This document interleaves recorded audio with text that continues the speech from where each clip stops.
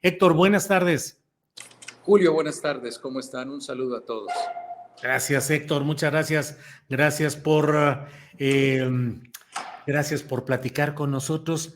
Héctor, ¿qué opinas como médico de la situación que se ha conocido ahora por voz del propio presidente de la República respecto al episodio, a lo que sucedió, a lo que vivió en Mérida el pasado domingo? Eh, Hay diferencia entre lo que él tuvo, que sería somnolencia, él dice váguido, en el sentido de lo que técnicamente es un desvanecimiento, el vaído o como se pronuncie, y qué es lo que puede verse en este episodio. ¿Cuál es tu idea, Héctor?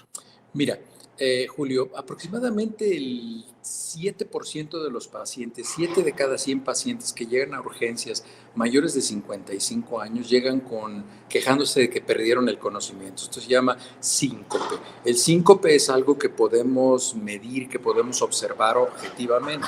Un presíncope es algo subjetivo, es cuando un paciente dice, siento que me voy a desmayar.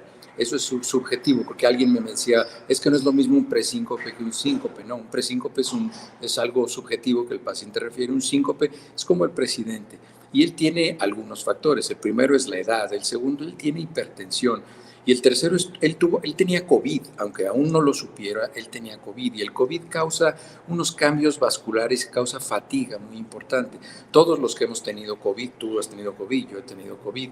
Entonces, en el momento que nosotros estamos enfermos por COVID, estamos muy cansados y nos dormimos y prácticamente se quedó dormido sentado. Eso no es lo mismo que perder el conocimiento. Y eso es una de las causas. Hay 4 causas para que una persona pierda el conocimiento.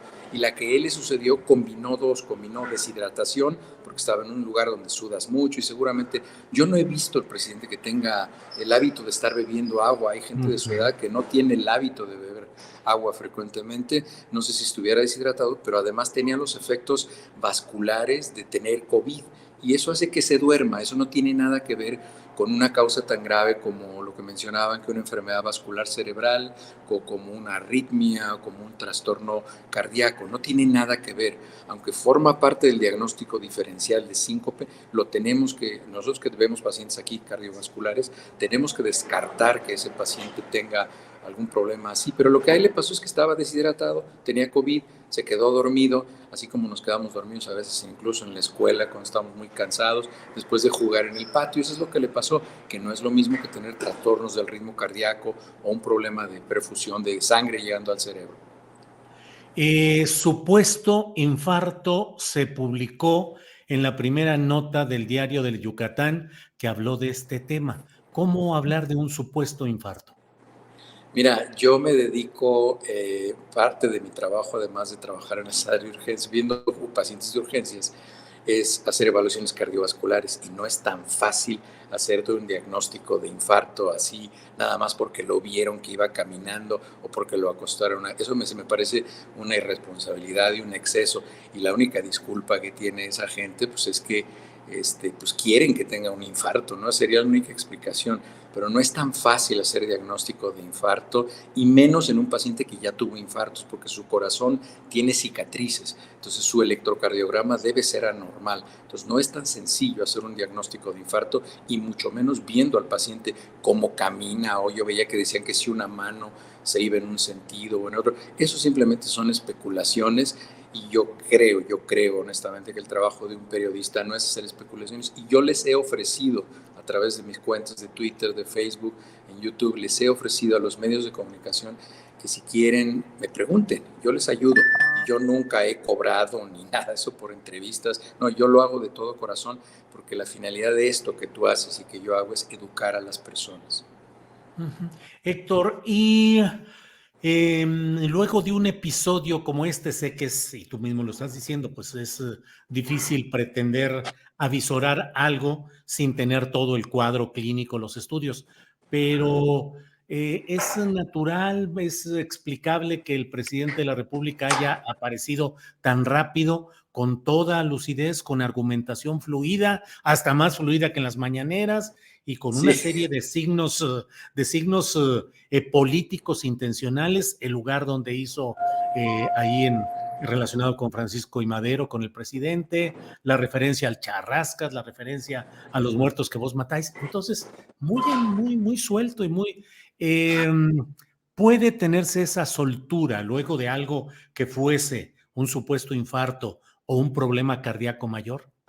Sí, vi que pusiste mute, discúlpame, es que estoy aquí en la sala de urgencias. Entonces, sí se puede tener una recuperación así, porque la parte más importante de un tratamiento es el diagnóstico.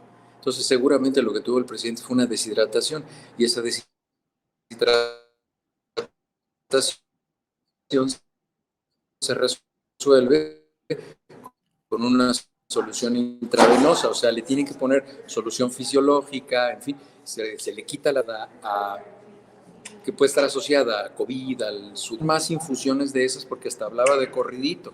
Entonces, yo creo que le cayó muy bien, pero sí es explicable. Ahora, si hubiera sido un infarto, si hubiera sido una enfermedad vascular cerebral, incluso lo que le llaman una microembolia, que se llama una isquemia cerebral transitoria, si hubiera tardado 14 o 20 días en recuperarse.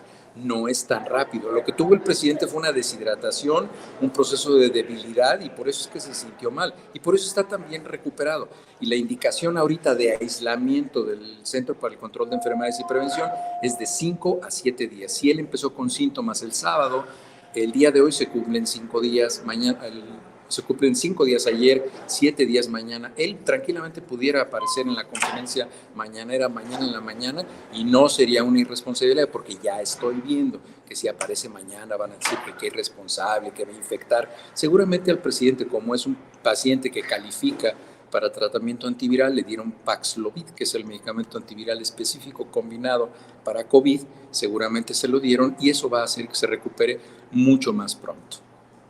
Héctor, muchas gracias por todas este contexto y esta información. Paso a otro tema que nos interesa también tener tu opinión, Héctor. ¿Qué opinas de este proceso legislativo que implica la desaparición del Instituto de la Salud para el Bienestar, el famoso INSABI, y trasladar todo ello ahora hacia el sistema IMSS Bienestar? ¿Cómo lo ves, Héctor? Mira, para un gobierno como el gobierno de México actual, que pretende, y esto ha sido un intento no solo de este gobierno, hay muchos gobiernos que han analizado la posibilidad de integrar un solo servicio de salud pública para la mayoría de la población y hacer un servicio universal de salud, que era la intención, en teoría, del Seguro Popular, aunque el Seguro Popular, una vez que se puso en manos de personas perversas, pues se convirtió en un jugoso negocio, y es por eso que se perdía prácticamente el 50% del dinero del Seguro Popular. No sabemos dónde quedó. No, sí sabemos, pues, pero no se puede demostrar que llegó a la salud.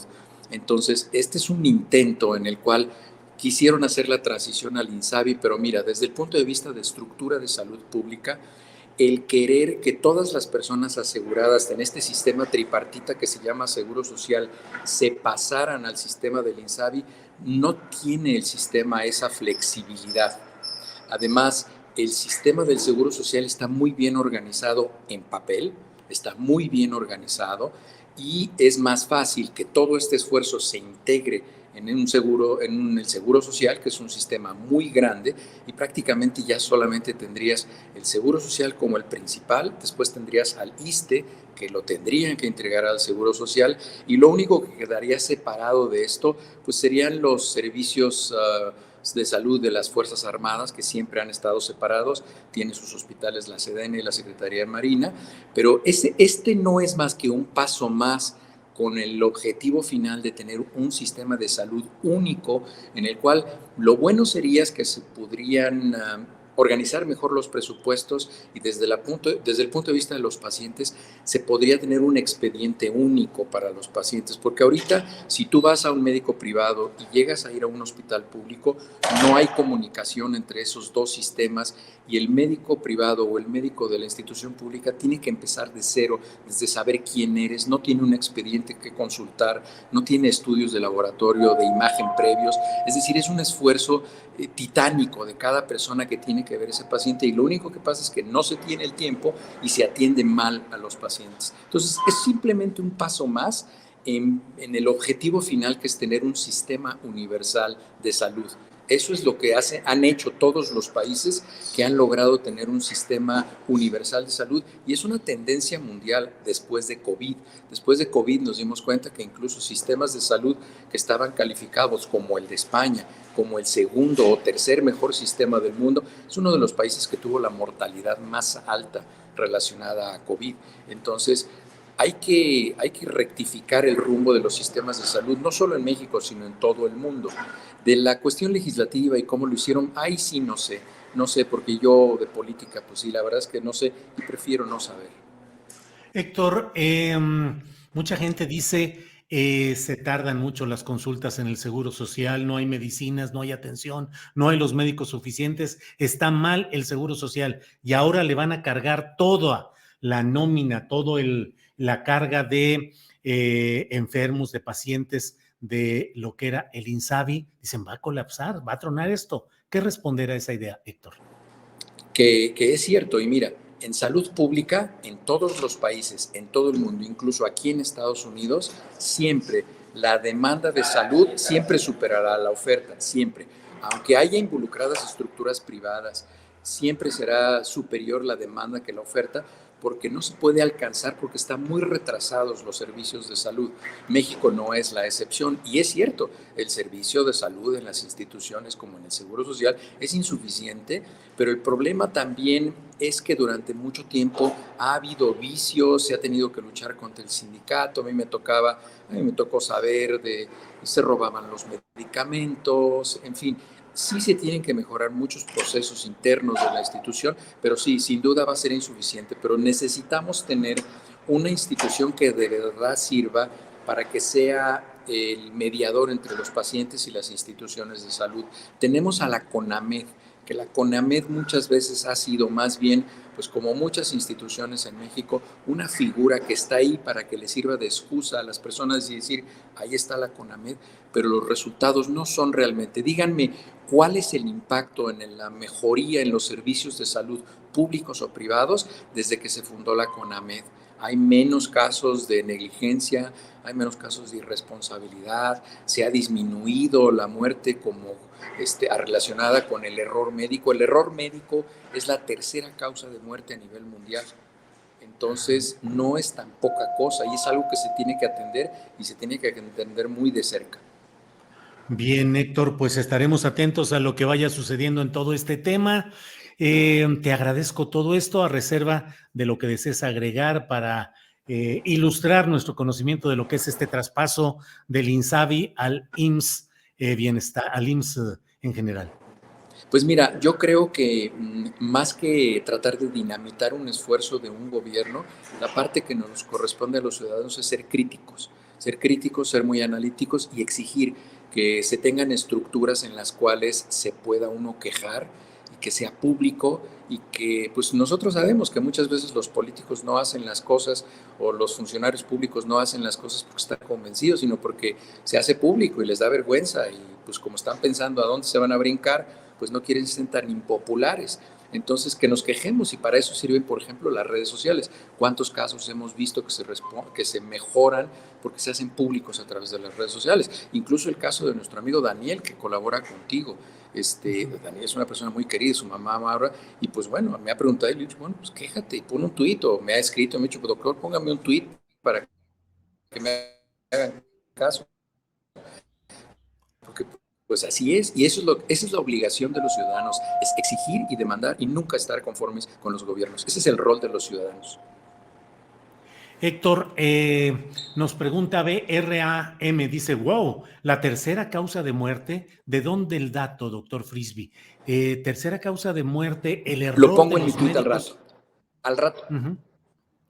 Al rato lo pongo en el Twitter, Bien. les voy a poner las referencias. Sí, el error médico es la tercera causa de muerte a nivel mundial. ¿A qué se debe normalmente esto, Héctor?